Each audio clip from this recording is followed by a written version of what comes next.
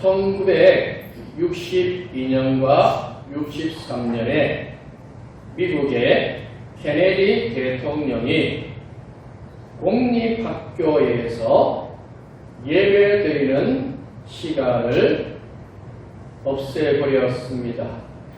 자유라는 이름하에 예배 시간을 그렇게 금지하면서 나타나기 시작한 것이 마약과 미혼모의 급증, 그리고 청소년들이 굉장히 거칠어지고 폭력적으로 변해가는 모습 가운데 있었고, 지금도 그런 모습들이 미국 전역에 퍼져 있는 것을 보게 되어집니다. 권리만 있고 자유만 있고 그것에 대해서 책임지지 아니하려고 하는 그런 세상 속에서 살려고 하고 있습니다.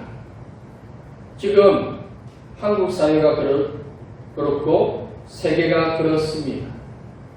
자유만 외치고 진짜 그들이 절제하고 참고 때로는 포기해야 될 것에 대해서는 이야기하려고 하지 않는 그런 시대를 살고 있습니다.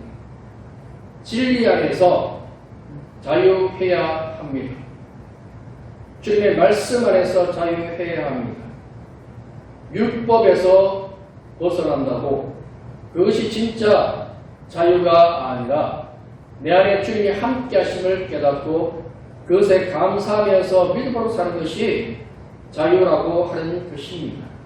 그런데 고린도 교회 안에 잘못되어진 자유가 들어와 있었습니다. 내가 하고 싶은 것, 내가 말하고 싶은 것, 내 생각 아무렇게나 말하고 아무렇게나 교회를 어지럽히고 힘들게 하고 상대방을 정죄하고 비판하고 편을 가르고 그런 일들이 고린도 교회 안에 이루어지고 있었습니다. 그런 자유가 교회 안에 들어오게 되어지면 교회는 심각한 문제를 일으키게 되어지는 것입니다. 물고기가 물 밖을 벗어나서 살 수 있지요. 그것도 자유입니다. 그런데 물고기가 나는 자유를 찾아서 물 밖에서 살란다. 그러면 됩니까? 죽습니다. 하나님의 말씀이 아닌 자신들이 주인이 되고 자신들이 모든 것을 결정하는 그런 세상. 그런 세상이 언제였냐면 노아 시대였습니다. 노아 시대에 아무도 하나님을 찾지 않고 인간이 주인이 되어서 인간이 모든 것을 결정하고 판단하고 인간이 신이 되어졌다고 하는 그런 시대였습니다. 결국은 하나님을 찾지 않다가 하나님의 심판을 받아서 노아 가족 외에는 다 죽고 말았습니다. 세계 대회가 열릴 때마다 최근의 모습들을 보면 끔찍합니다. 앞서 올림픽 경기가 열렸습니다. 그런데 그 성전한 수술한 사람들이 예수님과 12제자의 그 최후의 만찬 그 형상을 따라하는 모습을 보이고 심지어 남자면서 나는 여자라고 외치는 그 이집트 사람이 권투 경기에 참석해서 여자 경기에 참석했으니 어떻겠습니까? 그 경기에 참석해서 금메달을 땄습니다. 하지만 그와 경기한 여자 선수들이 하는 말이 그 주먹은 돌덩어리더라고 합니다. 맞지요? 남자가 때리는 것과 여자가 때리는 것은 차원이 다릅니다. 그런데 또 다른 성이 있다면서 자유가 있다면서 지금 그렇게 하고 있어요. 심지어 미국의 어떤 교회는 목사가 동성애는 하나님의 말씀이 아닙니다라고 했다가 목사 자격증을 잃어버렸습니다. 그런 세상 속에서 지금 우리는 살아가고 있는 것입니다. 하나님의 말씀을 벗어난 잘못되어진 권리, 잘못되어진 자유, 그것이 고린도 교회 안에 있었습니다. 그들은 자유라고 하면서 자신들의 뜻을 먼저 내세우고 자신들이 하고 싶은 것을 마음대로 하면서 교회 안에 아픈 일들을 만들어 내고 있었습니다. 우리 안에 자유가 무엇입니까? 진리 안에서 자유하는 것이 무엇입니까? 바울도 수많은 자유가 있었습니다. 그런데 바울은 자기 마음대로 살지 않았습니다. 먹는 것에서 자유할 수 있습니다. 그런데 그렇게 살지 않았습니다. 그의 삶의 모습은 철저히 주님 중심이었고 한 성도라도 실족시키지 않기 위해서 철저히 그들을 섬기고 그들을 돌아보는 은혜의 삶이 바울에게 있었음을 보게 되어집니다. 그 자유가 주님의 말씀 가운데 한 영혼을 실족시키는 것이 되어지면 그것을 포기할 수 있어야 되는 것입니다. 그런데 지금 이 시대 이기주의적인 그런 사고 속에서 다른 사람들이 어떤 모습을 가지고 그들이 실족하든지 말든지 나는 내 하고 싶은 걸 하고 내 길을 가린다. 고린도 교회 안에 그런 일들이 일어났습니다. 심지어요 저녁에 성만찬은 식사였습니다. 떡을 먹습니다. 포도주를 마십니다. 자유지요. 그런데 귀족들이 먼저 와서 실컷 먹고 싶은 만큼 떡과 포도주를 먹어버렸습니다.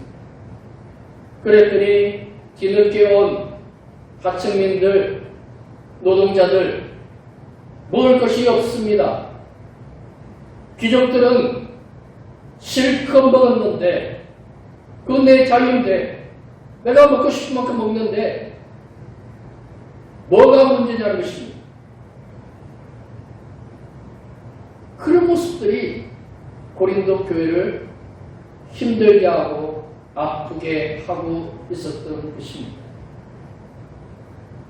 바울은요 세우는 사람이었습니다. 바울의 스승 바나바도 세우는 사람이었습니다. 그들은 대단한 사역자이며 능력자들입니다. 그런데 그들이 마음대로 그들이 하고 싶은 대로 그렇게 말하고 살았습니까? 아니요. 그들은 철저히 섬기고 사랑하고 돌아보고 위로하는 삶을 살았습니다. 한 사람이 아파하면 같은 마음으로 아파했습니다. 한 사람이 상처받으면 혹시 나 때문에 그런가 하고 그 손을 붙잡고 기도했던 사람들이 바울과 바나바였습니다. 우리는 자유만이 아니라 그 안에서 우리에게 주신 은혜를 먼저 기억할 수 있는 성도가 되어져야 할 것입니다. 또 오늘 본문에 보면 사역자의 여러 가지 모습을 볼 수가 있습니다. 베드로는 사역을 하면서 아내와 함께 하였다고 말씀을 하고 있습니다. 그리고 운복무하는 사람, 그리고 포도와 양떼를 거니는 사람들은 각각의 보수를 받고 열매를 받게 되어진다고 합니다. 구약 말씀에 소조차 평상시에는 입마개를 하지만 일을 할 때는 입마개를 걷어서 마음껏 일할 때는 먹게 해 주는 것이 당연하다고 하였습니다. 바울이 사역을 합니다. 선교를 합니다. 많은 돈이 필요합니다. 그 속에서 바울이나 다른 사역자들이 사례를 받거나 선교비를 받는 것, 그것은 하나님의 말씀이며 하나님께서 주신 것이라는 것입니다. 사역자가 사례를 받고 일하는 것, 그것은 하나님의 말씀이며 하나님이 그렇게 하라고 하셨던 것입니다. 그 속에서 바울이 이야기하고자 하는 것은, 그럼에도 불구하고 바울은 혹시 한 명의 성도가 그 일로 인하여서 마음의 상처를 받을까봐 자비약으로 일한다는 것입니다. 천막을 지으면서 성도들에게 당연히 받아야 될 그 사례를 받지 아니하고 일을 하고 있다고 하였습니다. 사실 바울이 이렇게 사역하면 힘듭니다. 바울은 온전히 100% 하나님의 일을 해야 되는 사람입니다. 그런데 왜 이렇게 하느냐? 아직 믿음이 온전히 세워지지 아니한 사람들, 그들은 이해를 하지 못합니다. 바울은 별로 하는 일이 없는 것 같은데, 아니면 다른 사역자들, 저 사람들 뭐 별로 하는 일이 없는 것 같은데 무슨 사례를 받게 되어지느냐. 그것에 대해서 오해하고 불편한 일들이 일어나는 것을 방지하려고 바울은 천막 짓는 일을 하고 있었습니다. 사실 그것은 사역에 별로 도움이 되지 않습니다. 왜 그렇습니까? 바울은 한 번도 하나님 말씀을 묵상하고 기도하고 그렇게 말씀을 전해야 될 사람인데 천막 짓는 일을 하고 있다고 상상을 해 보십시오. 사실은 효율적이지 않습니다. 그럼에도 바울이 왜 한 영혼이 실족하는 것을 막으려고 내가 이렇게 한다라고 하는 것입니다. 그 말이 무엇이냐면 우리의 신앙생활이 내 안에 은혜가 넘칩니다. 이 은혜가 넘치는 그 삶 속에서 나와 함께 신앙생활하는 사람이 함께 성장하고 함께 주의 나라를 이루어 갈 수 있기를 바라는 바울의 마음입니다. 아직 주님을 잘 모르고 신앙생활을 어떻게 해야 되는지 모르는 사람에게 바울이 어떻게 설명한다고 다 되어지는 것은 아닙니다. 성도의 신앙적인 그 모습들은 다릅니다. 성도에게 이런 일들을, 초신자에게 이런 일들을 부탁을 하게 되어지면 부담이 되어질 수밖에 없는 것입니다. 그러므로 바울은 그 한 사람까지 사랑하고 그들이 믿음 안에서 성장하기를 바라므로 하여서 자신의 많은 것들을 포기하고 내려놓고 조금 더디다 할지라도 내 몸이 천만 만드는 일로 피곤하고 졸리고 힘들고 어려워도 그래도 그게 더 낫다고 여기면서 살았던 사람이 바울이라고 하는 것입니다. 고린도 교회의 문제가 무엇입니까? 다른 사람을 생각하지 않는 것, 다른 사람이 힘들고 다른 사람이 얼마나 괴롭고 내 옆에 있는 성도들이 나의 이 모습을 보고 실족하거나 영적으로 예수님에 대해서 오해하거나 그런 모습을 가진 것에 대해서 안타깝게 여길 수 있는 마음을 가져야 된다고 하는 것입니다. 우리 교회에 왔을 때 성도들이 보고 우리 성도님들 너무 좋습니다. 너무 은혜가 넘칩니다. 감사합니다. 지금도 잘하고 계시지만 우리 안에 그런 이야기를 더 많이 듣기를 원합니다. 세 가족 모를 수 있습니다. 기도를 어떻게 하는지 모를 수 있습니다. 예수님이 누군지 잘 모르잖아요. 성경의 단어들, 우리가 보통 쓰는 단어가 아닌 것도 얼마나 많이 있습니다.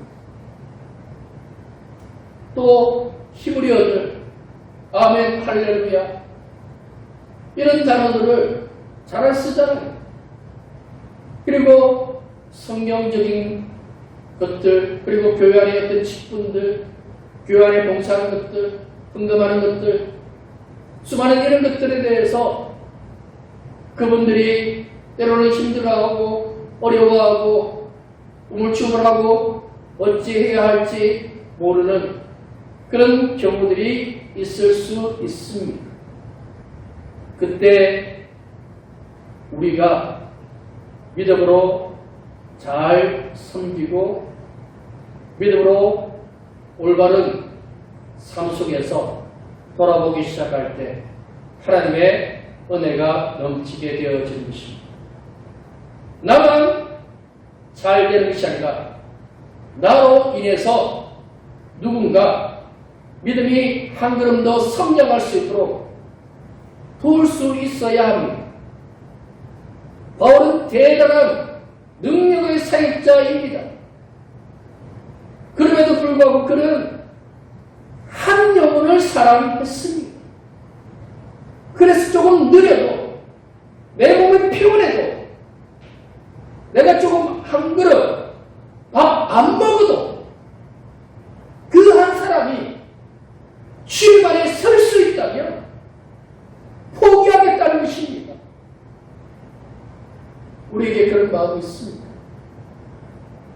한 사람을 살리기 위해서 포기하고 절제할 마음의 준비가 되어져 있습니다. 그렇다면 우리 교회가 그렇게 되어진다면요, 놀라운 주의 역사가 일어납니다. 우리 한 사람만 잘 되는 것이 아니라 우리 교회에 함께 들어온 우리 새가족들 모두가 주님 안에서 잘 되기를 소망합니다. 주님 안에서 믿음으로 세워지기를 소망합니다. 주님의 말씀과 함께 세워지기를 원합니다. 우리가 조금 포기하면요, 하나 내려놓으면요, 이런 놀라운 역사가 일어나게 되어지는 것입니다. 바울이 왜 자신이 사도로서 받아야 할 것, 당연히 누려야 할 것, 가져야 할 것, 왜 포기한다고 하느냐면 한 영혼을 살리기 위해서. 바울의 관심은 한 영혼에 있었습니다. 그 대단한 사역자가, 그 능력의 사도가 어떻게 하면 한 영혼을 주님께로 인도할까? 그 생각만 하면서 믿음으로 살았습니다. 고린도 교회 성도들은 내가 잘났다고 합니다. 내가 하고 싶은 것, 내가 갖고 싶은 것, 그 이야기를 하는데 바울은 한 영혼이 주님 만나고 주님 안에서 변화되어지고 주님 안에서 온전한 제자가 되고 주를 위해서 살아가는 것, 그걸 보기 원해서 혹시나 믿음으로 사는 중에 한 사람이라도 실족한 것을 막기 위해서 당연히 받고 당연히 가져야 할 것들을 포기하고 있다라고 말씀을 하고 있는 것입니다. 우리 주를 위해서 사는 사람입니다. 주를 위해서 어떤 삶을 살아야 되겠습니까? 내가 그리스도와 함께 십자가에 못 박혔다고 했습니다. 나는 매일 죽는다고 했습니다. 포기하고 내려놓고 또 내려놓는 믿음의 삶이 바울에게 있었습니다. 고린도 교회는 다투고 분쟁이 일어나고 서로에게 상처 주고 서로에게 아픔을 줬는데 바울은요 고쳤습니다. 바울이 가는 곳마다 주를 믿는 사람들이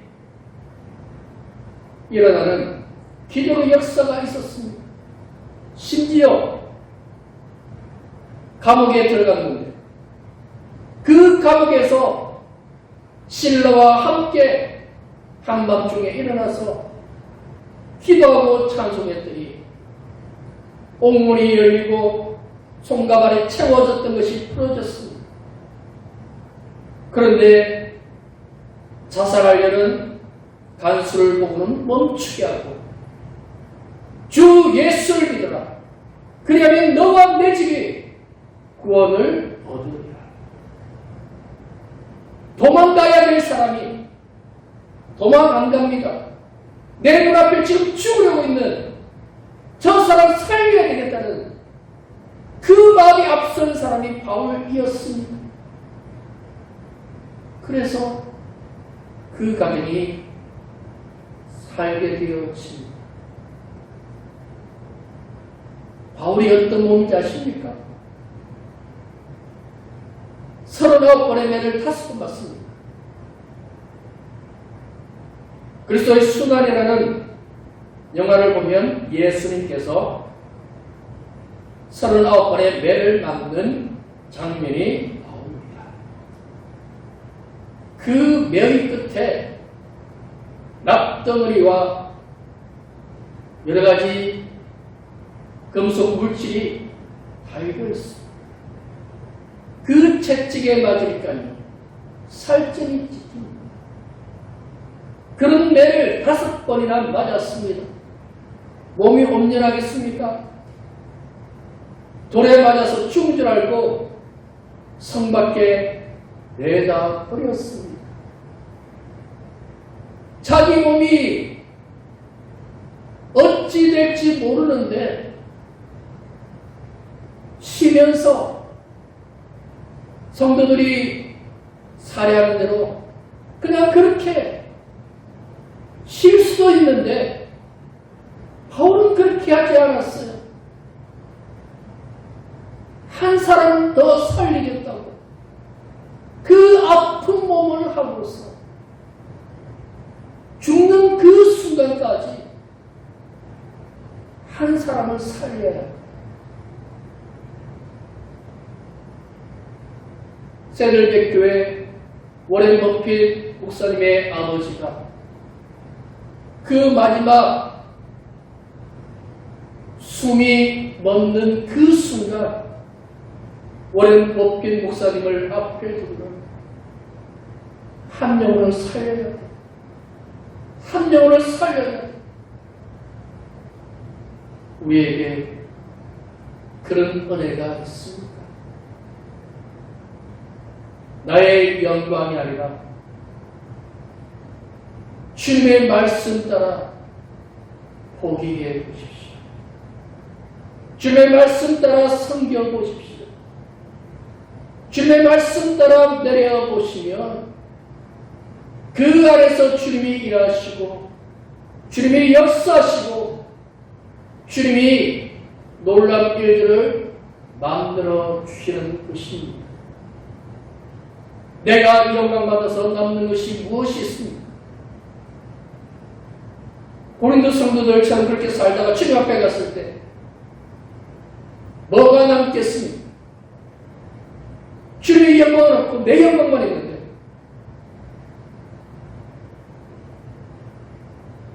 주님을 위해서 살기 시작합니다. 주님이 그 삶을 인정하십니다. 착하고 충성된 종이라고 칭찬하여 주실 것입니다. 우리는 주님의 일꾼들입니다. 주님이 부르셨습니다. 그 말씀은 주를 위해서 살아야 한다라고 하는 것입니다. 세상이 알아주지 않고 때로는 바울처럼 손해보는 삶을 산다 할지라도 그렇게 살 때 주님이 그 삶 가운데 함께 하시고 은혜 내려 주십니다. 바울처럼 사는 것 힘드십니다. 예수 그리스도의 마음이 있으면 살 수 있습니다. 내 옆에 연약한 한 사람을 위해서 울어줄 수 있는 마음이 생깁니다. 아직까지 온전히 믿음이 설치 못한 우리 새가족들, 그 영혼들을 돌아보고 그들이 믿음 안에 사는 것을 보면서 기뻐할 수 있는 은혜. 우리 다 같이 잘 되기를 원합니다. 우리 영양교회 모든 성도들이 다 잘 되기를 원합니다. 모두 믿음 안에서 주의 은혜 안에서 더 복된 성도로 살아가기를 소망합니다.